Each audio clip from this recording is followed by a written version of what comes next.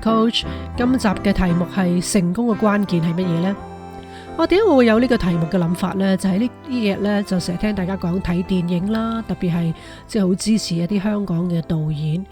咁我就有一出戲浮咗喺我個腦裏邊走唔甩，所以就變咗就做咗呢個題目。咁呢出戲呢，我睇咗好耐噶啦，係 Joy Luck Club 1993年嘅戲嚟嘅。咁點解會跳咗喺我個腦裏邊走唔到呢？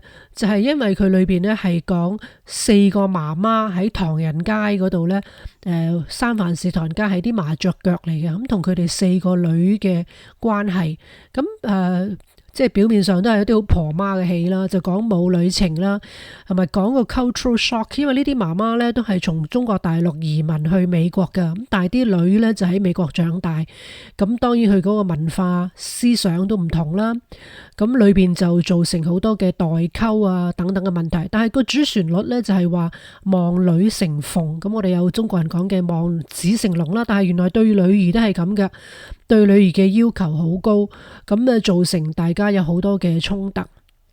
咁其實我都唔知出咩戲啊！當時入去睇嘅時候呢，就係因為去支持呢個香港嘅導演。我嗰陣時唔係喺香港嘅，咁我就去主流戲院嗰度睇一出咁樣嘅上演嘅香港呢個華人仔嚟嘅呢個黃詠就係個導演啦。咁我就蒙查查坐低睇嘅啫。咁可能大家即係未必聽過黃詠，但係其實呢，佢太太呢就係一個好出名嘅香港小姐，叫繆騫人。咁年紀大啲啲觀眾呢都會知道好靚嘅呢位香港小姐。本來係一出都唔知咩戲啦，但係坐入去呢，竟然我喊到濕晒。咁原因呢，就係將自己代入咗。咁其實戲裏邊嘅角色呢，就係完全係好似我同我媽媽嘅對話咁樣嘅。其中個女主角佢就同媽媽講話：你眼裏邊完全冇我噶，因為我樣都做唔到你嘅要求，我咩都係失敗噶。咁個媽媽就好驚奇啊！第一次先發現原來係個女係咁睇，佢就話：I never expect, I just hope。我唔係有一個設定俾你，我只係希望就我希望你所有嘢都係最好啊。咁 exactly 呢，我就同我媽媽嗌交嗌到傻晒啦。細個嗰陣時候，咁我亦都係咁講，我話你唔好要我啦，你要人哋做你個女啦。你咁中意人哋個個做得乜都好過我樣都做唔到你嘅要求，我樣都失敗。你唔好要我啦，你根本中意人哋仲多過中意我。即係我 exactly 係即係咁樣嘅 wording 同我媽媽講嘅。其實無論我哋係 expect 抑或 hope 都好啦，對於個細路仔接收都係一樣嘅，就係你希望佢做到好好，希望佢好成功。即係無論你話你係 hope 定 expect 好，對於個細路仔加諸佢嘅委屈呢，同埋嗰個重擔呢，都係一樣承擔唔到嘅。其實我哋父母嘅角色係喺個 process 嗰個過程之中去幫佢哋。咁但係首先我哋要知道成功即係個過程係乜嘢呢？咁有啲人認為成功天賦嚟嘅，係咪？你生出嚟有啲人係成功啲，有啲人係失敗，所以有啲人叫天生失敗者。又或者有啲人以為係性格嘅，咁通常大部分人以為性格外向啲嘅人呢，就可以人際關係好啲啦，同埋解決困難係勇敢啲啦咁樣。咁有時會以為天賦同埋性格呢決定一切，咁究竟係唔係呢？今日我同大家介紹呢，就係一個嘅睇法，就係 Angela Duckworth， 佢係 U of Pennsylvania 嘅心理學教授。佢認為呢，就係毅力 grit 先至係最重要嘅。咁佢有本書係2016年嘅 Grit: The Power of Passion and Perseverance， 即係毅力、熱情同埋堅持嘅力量。咁俾人一個耳目一新嘅觀點嘅，就係話成功嘅關鍵呢，唔係淨係天賦，而係毅力 grit。挑戰咗傳統以為天才呢先係主導成功嘅觀念嘅。咁佢嘅靈感來自佢自己嘅職業經歷啦。佢最初呢係一個貧困嘅地區教數學嘅，咁佢就發現呢，最好嘅學生呢往往唔係最聰明，而係嗰啲願意努力，唔係好輕易放棄嘅學生。喺佢研究嘅生涯呢，就喺哈佛讀心理學嘅時候呢，佢係專注探討毅力同埋動機嘅心理機制嘅。佢嘅理論呢係兩方面嘅研究。第一個呢，就喺美國嘅西點軍校嗰度，佢發現毅力呢就係能夠預測到學員係唔係能夠通過一啲最嚴格嘅訓練嘅，例如呢所謂嘅野獸型啦，嗰度嘅指標呢係超越咗學術嘅測驗分啦，即係啲 IQ test 同埋體能嘅表現。咁佢發現毅力呢先至能夠係推動到學員呢能唔能夠成功噶。另外咧就係睇小朋友嘅一啲串字嘅比賽，叫 Spelling Bees。呢啲其實喺19世紀已經開始咗一啲好大規模嘅串字比賽，就係問一啲細路仔好深嘅字，我哋大人都唔識或者甚至未聽過嘅字。咁佢哋識嘅字呢係好廣闊嘅。邊一啲嘅細路仔能夠走到最後呢？即係決賽嗰啲呢，就係話並非天生智力嘅，而係一啲好堅持努力不懈嘅細路仔，咁先至能夠做到最後嘅關鍵嘅。呢一套嘅核心概念呢，就係話毅力比天賦係更加重要嘅。佢就用咗一個嘅公式，條 formula 呢就好得意嘅，就係話天賦乘以毅力 times 就係等於技能啦，即係倍增咁嘅 times。技能乘以毅力呢，就係變咗成就。咁我舉例話俾大家聽啊，譬如天賦你手長腳長嘅，加上後天嘅毅力呢，你就會可以有好好嘅打籃球嘅技巧啦。但係有呢啲技巧之後呢，你亦都係需要有好大嘅毅力，咁先至可以入到國家隊嘅。條 formula 就係天賦乘以毅力等於技能，技能乘以毅力就等於成就。換句話講，天賦雖然重要，但係一定要透過持續嘅毅力咧，先至將天賦轉化為具體嘅成果。而且咧，毅力嘅重要性咧，比天賦係更加大嘅，因為毅力喺呢個公式之中咧係計咗2次啊嘛。咁我哋重新思考點樣可以幫助孩子把握到毅力嘅呢個力量嚟到實現真正嘅成就呢？點解毅力係比性格更加重要呢？好多家長都擔心啊，性格係咪會限制咗佢哋發展？例如一啲比較怕醜啊，或者唔中意講嘢嘅細路仔，佢哋喺啲團隊之中能唔能夠脫穎而出呢？會唔會有領導才能呢？咁又或者一啲好衝動嘅細路仔，佢哋能唔能夠集中注意力去完成一啲長期嘅目標呢？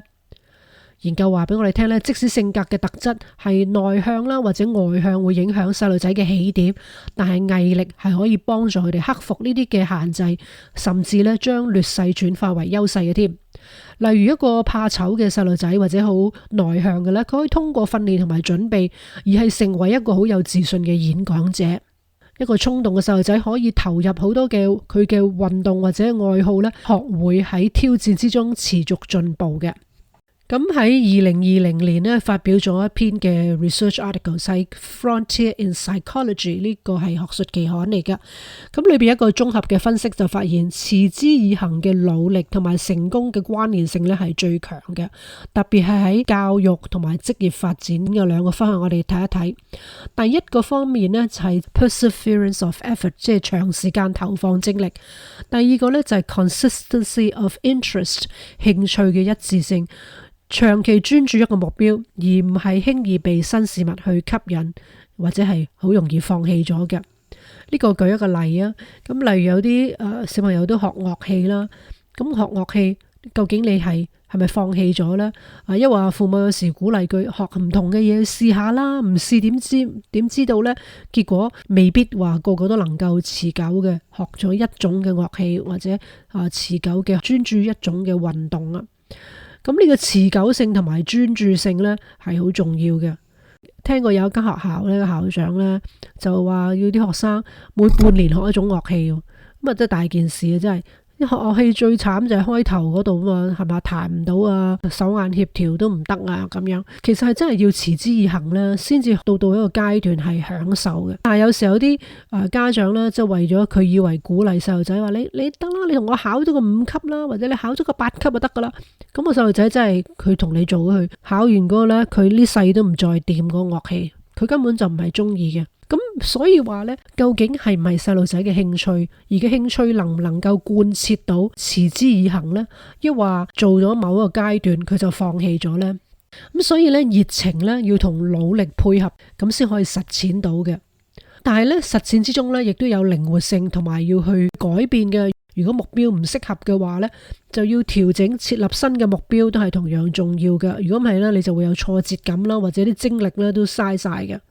另外一樣嘢呢，就係毅力呢，係要同投放一個好似破釜沉舟嘅心情，同埋韌力，同埋一個經得起考驗。咁佢用呢3個字呢 conscientiousness、resilience 同埋 hardiness。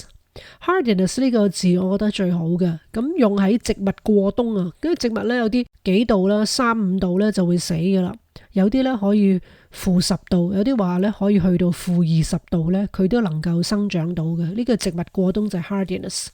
究竟我哋係咪可以好似一啲植物咁樣經得起寒風呢？呢個就係毅力嘅特徵。而呢啲特徵呢，係共同塑造咗一個人喺面對挑戰時候嘅能力嘅。培養毅力有啲咩條件呢？就係內外都需要嘅。咁需要有個人嘅主動嘅內在動力啦，亦都係受到外界環境嘅影響嘅。好多時候見到人做一樣嘢，譬如見到一啲奧運選手，咁啊激發起自己努力啦，又或者父母教師嘅鼓勵同埋指導，都係能夠培養到啲成長嘅思維，係有助於增強毅力嘅。最重要關鍵呢，就係平衡。策略性嘅靈活啦，同埋持之以恆嘅努力，先至可以係最有效嘅方式去達成目標嘅。咁家長點樣可以幫助到細路仔培養毅力呢？Duckworth 強調咧，毅力唔係天生嘅，而係通過後天嘅努力培養出嚟嘅。以下一啲實用嘅建議就係幫細路仔學會熱情同埋堅持嘅力量。第一個呢，就係鼓勵成長型嘅思維，一個 growth mindset。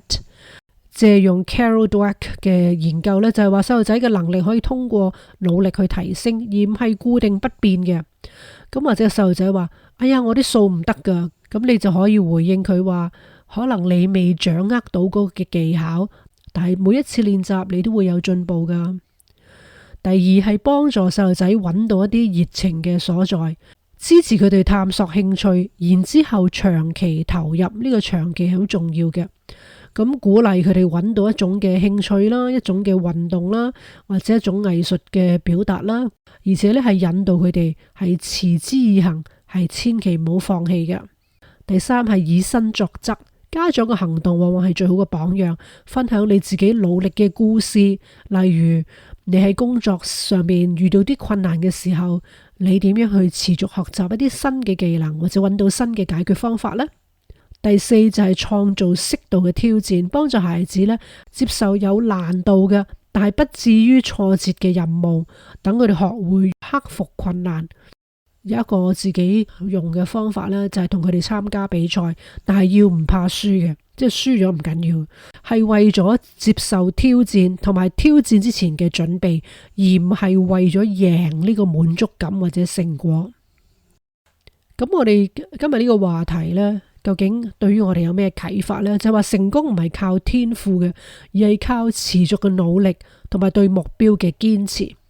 最後我想請各位呢思考個問題：喺孩子嘅成長過程之中，你更關注係佢哋嘅天賦啊，佢哋嘅成果，抑或佢哋嘅努力呢？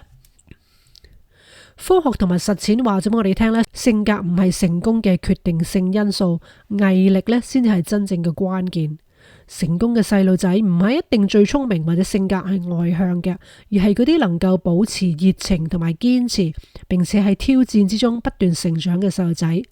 作為家長，我哋嘅責任呢，就係培養孩子呢一種嘅毅力。換句話講，有啲咩係警號呢？就係你發現細路仔呢係冇喜好或者冇熱情嘅，或者只係嗰啲熱情呢係好短嘅，唔能夠堅持嘅，咁即係話佢哋係冇毅力嘅。天賦可以係起點，但係毅力呢先至係決定成就嘅關鍵。如果你希望幫助細路仔養成呢啲毅力啦，等佢哋具備面對未來挑戰嘅韌性啦，可以繼續訂閱 Coach 教育頻道，獲得更多嘅建議，等我哋一齊幫助孩子邁向更加成功嘅人生。我哋下次見。